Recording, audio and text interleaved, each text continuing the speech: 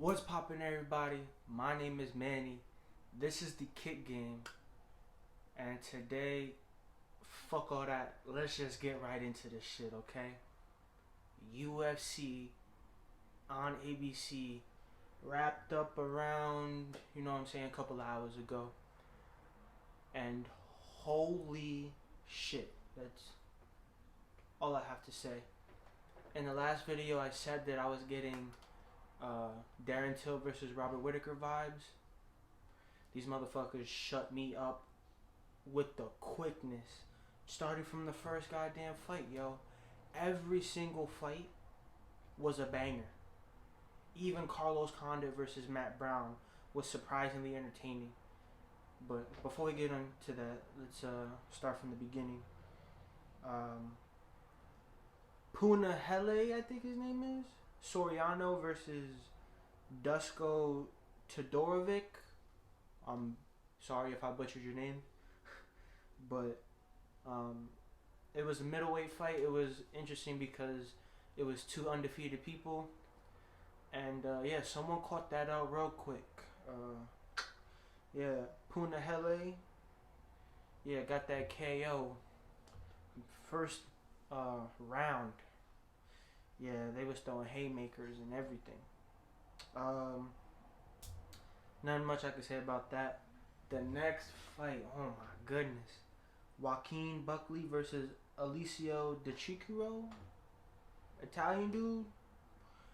Yeah, he handed Joaquin Buckley this humble pie. You know what I'm saying? Like, you was feeling yourself, my nigga. Yeah, take this head kick. Uh, of course, it was super sad. You hate to see people like get head kicked, even though it's probably one of the best things to happen in the sport.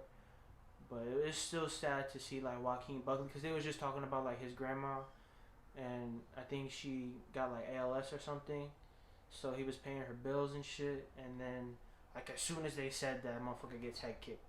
Like the timing on the commentary was a little off, but nobody knew he was about to get head kicked. We just got a piece of that humble pie. Nothing much I could say. Congrats to Alicio.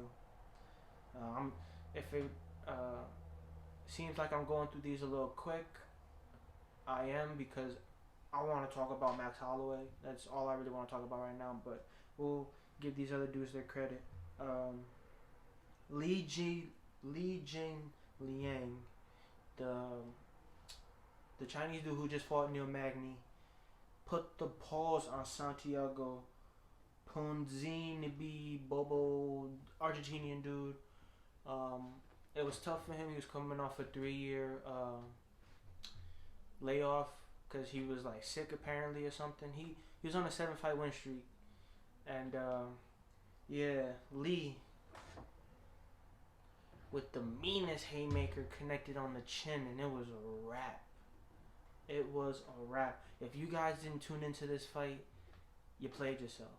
Or this fight card, you really did play yourself. It was on ABC. You could have watched it. It's up to you. You know what I'm saying? The co-main event, Carlos Condit versus Matt Brown. Old ass motherfucker shut me right up.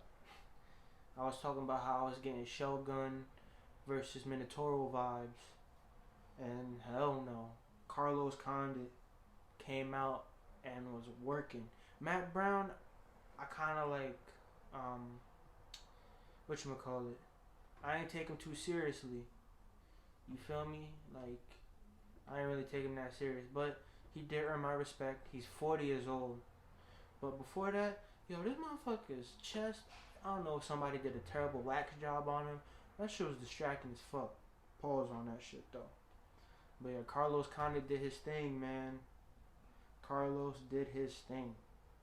But fuck all that. Even before I want to talk about Max Holloway, we gotta talk about Habib, man. The meeting with Dana. I'm big smelling. I don't know if you paused that. McGregor Habib 2. All right, that's the whiff I got off of that. Cause If McGregor does what the fuck he says he was gonna do, like he's done in the past, and murks Dustin Poirier, I promise you, they're gonna do that rematch. Habib's gonna look at him like, okay, time to get these paws though, because I promise you, Conor's not beating Habib. But yeah, man, it's looking real nice. He mentioned Oliveira, which was surprising. I think it's because Oliveira, put the paws on Tony Ferguson, and Tony Ferguson will always be linked to Habib because they try to schedule that fight 5 times, and that shit failed 5 times. So I think the fact that Oliveira kind of washed Tony, kind of like caught Habib's eye a little bit. Who knows? Next week is going to be very interesting. Very interesting. But without further ado, Max Holloway. Holy shit. In my last video, I said Holloway by decision. I chose him like 53 to 47 because I wasn't sure, like, because Calvin Kattar is a beast. Don't get that shit twisted. That dude is a beast. But I just didn't know what kind of max I was getting because I mentioned that he had a lot of pressure on him because he was 0-2 in his last 2 fights with Volkanovski. But man, did he prove me wrong. If anything, it looked like Kattar was the one that had pressure on him, which does make sense because even though like he had the main event against Dan Ige, there's clearly a step up between Dan Ige and Max Holloway. You know what I'm saying? So I thought he would be comfortable, and Calvin Kattar was not comfortable. Oh goddamn! Excuse me. But Max Holloway just put everybody in the featherweight division on notice. Volkanovski, I know you sweating. Volkanovski, you big sweating. Because that wasn't the Max that you fought. That's a different monster. And he didn't spar at all? And he was putting the paws on Kattar, whose boxing is impeccable? I'm just at loss of words. Today was fucking phenomenal. I'm bamboozled, yo. I wasn't expecting that Max Holloway. I don't think anybody was. From round 1 to round 5, the pace he set. He didn't let Calvin Kattar get comfortable, which was an amazing game plan, because if you let Calvin Kattar get comfortable, that's when he opens up with his boxing combinations, and that's where that shit gets dangerous. Max Holloway set the pace high, hitting to the body. Those elbows were piercing. Oh my God. Herb, you're the best referee in the game. You could have stopped that fight anywhere in the ladder of the fight. I promise you. Nobody would have been mad. Except maybe Kattar, because he would have got butthurt. But nobody would have been mad, yo. Kattar was stumbling.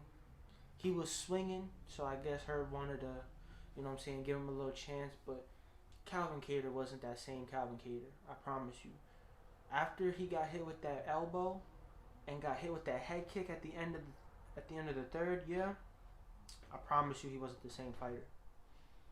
And this is why I'll be low-key watching some of the fights without commentary, because the commentary was decent, but they were saying that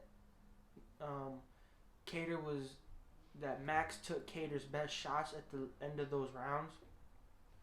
First of all, those aren't Kattar's best punches, okay? Kattar's best punches is when he's fresh and when he's in rhythm. Did that Cater that was hitting Max Holloway a fresh Calvin Cater and comfortable? No. So that wasn't his best strikes. But man, Max Holloway. I'm just. This is the first time I've ever been really speechless talking about UFC. I could talk about this shit for days. And they just announced what's his face? Ortega and Volkanovski, I think March 26th, if I'm not mistaken. March 26th for the featherweight belt. Here's how I see that shit playing out. I think Ortega got the tools to beat Volkanovski. I do. Because they were saying that Volkanovski was wrestling Max Holloway, and that's how he got those later rounds to win him the second fight. I promise you he doesn't want to wrestle with Brian Ortega. Because as soon as he tries to do that lackluster ass takedown, Brian Ortega gonna catch him in a guillotine. That's gonna be a wrap. So it's gonna be a stand up fight, and that Brian Ortega stand up. We already seen what he did to Korean Zombie, and Korean Zombie was on his way to a title shot. Okay, so Korean Zombie isn't a fucking pushover, and Brian Ortega pieced him up for 5 rounds straight. Nobody expected that. Coming off a 2-year layoff when Max Holloway pieced him up. So I got Ortega taking the belt from Volkanovski, but then that don't help Ortega a lot because that Max we just seen, that Max is beating everybody. So today was an amazing fight card. Blew all of my expectations out of the park. It was so impressive. I'm so glad to have UFC back, and it's not even slowing down. Wednesday we got Michael Chiesa versus Neil Magny, which is an interesting fight. It's not like the best fight because we all wanted to see Hamzat and Leon, but it's still a main event nonetheless. It's still a main event nonetheless. Okay, and then that Saturday, McGregor Poirier, Michael Chandler versus Dan Hooker. Like, those are 2 banging fights. Banging. To see who's gonna fight Khabib next. Like, if you're a UFC fan, you should be just as hyped as me, cause shit going down at 155. Shit is going down. But that'll do it for today, guys. Thank you guys so much for watching. I just want to ask you guys to like, comment, subscribe, and most importantly, share this video to anybody else who watches MMA. I would love to start some discussions down in the comment section. See where everybody's head is at. See how excited everybody is. And yeah, that'll do it, guys. Have a good night.